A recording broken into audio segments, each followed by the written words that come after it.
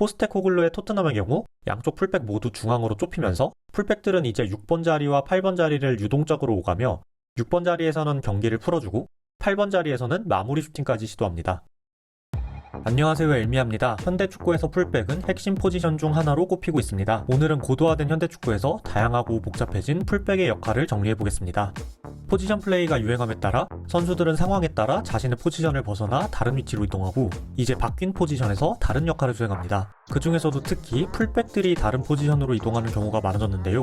공격 시 후방에서 3백이 3대2 수적 우위, 중원에서 박스 미드필더가 4대3 수적 우위를 갖는 3-2-5 같은 대형들이 유행하기 시작하고 이 과정에서 풀백의 동선과 역할이 팀 전체의 대형을 형성하는 데 큰 역할을 차지하게 됐습니다.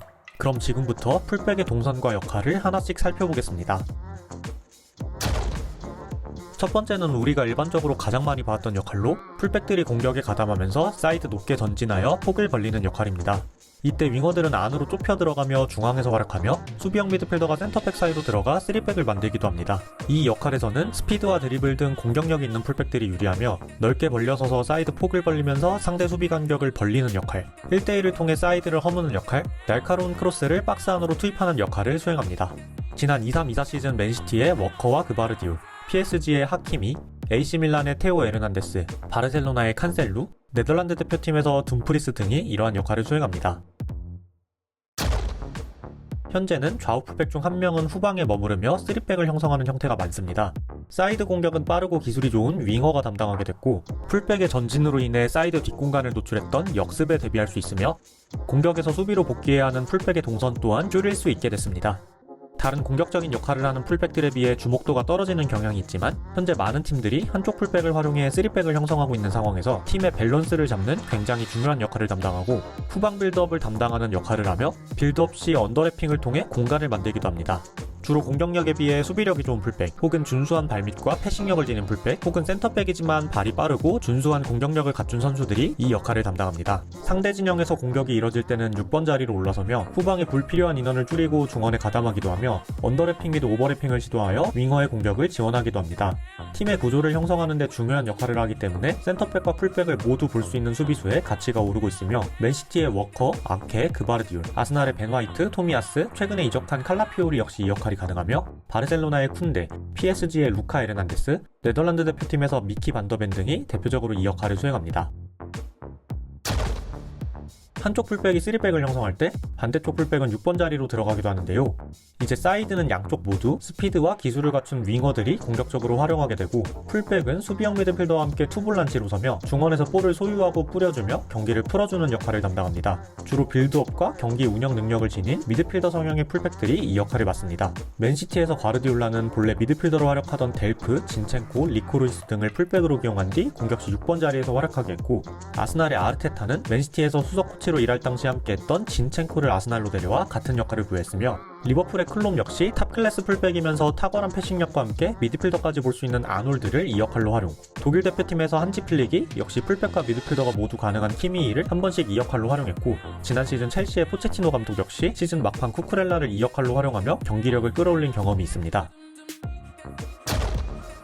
이번에는 풀백이 8번 자리에서 활약하는 경우를 살펴보겠습니다. 한쪽 풀백이 3백을 형성하고 6번 자리에 2명의 미드필더가 투볼란치로 선다면 8번 두 자리 중 한 자리는 공격형 미드필더가 서고 이때 다른 한 자리를 풀백이 들어가 점유합니다.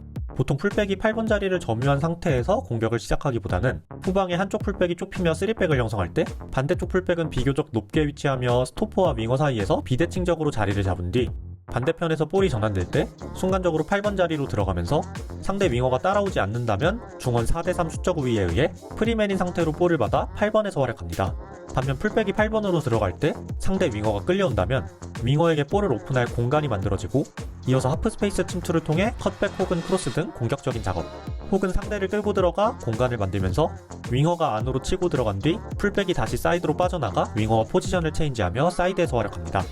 PSG의 하키미, AC밀란의 테오 에르난데스, 포르투갈 대표팀에서 칸셀루 등 앞서 언급했던 공격적인 윙백 역할을 하는 풀백들이 이 역할을 많이 수행하는 추세이며 첼시의 다재다능한 풀백 리스 제임스 역시 이 역할을 수행했고 최근 프리시즌 슬롯의 리버풀 체제에서 브래들리가 이 역할을 수행했습니다.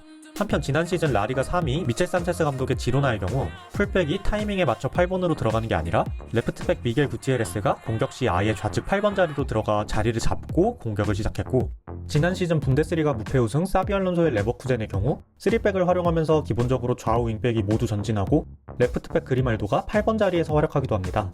포스테코글루의 토트넘의 경우 양쪽 풀백 모두 중앙으로 좁히면서 풀백들은 이제 6번 자리와 8번 자리를 유동적으로 오가며 6번 자리에서는 경기를 풀어주고 8번 자리에서는 마무리 슈팅까지 시도합니다.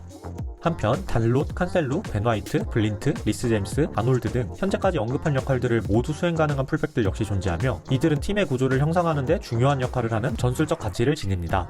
오늘은 이렇게 현대축구에서 핵심 포지션 중 하나로 꼽히는 풀백의 다양한 역할에 대해 정리해봤습니다. 측면 수비를 기본 소양으로 갖추면서 본인의 성향에 맞는 다양한 역할을 수행하는 현대축구의 풀백이었습니다. 다음 기회에는 6번 혹은 8번 미드필더의 역할 등 또 다른 포지션의 역할에 대해 다뤄보도록 하겠습니다. 오늘도 시청해주셔서 감사합니다.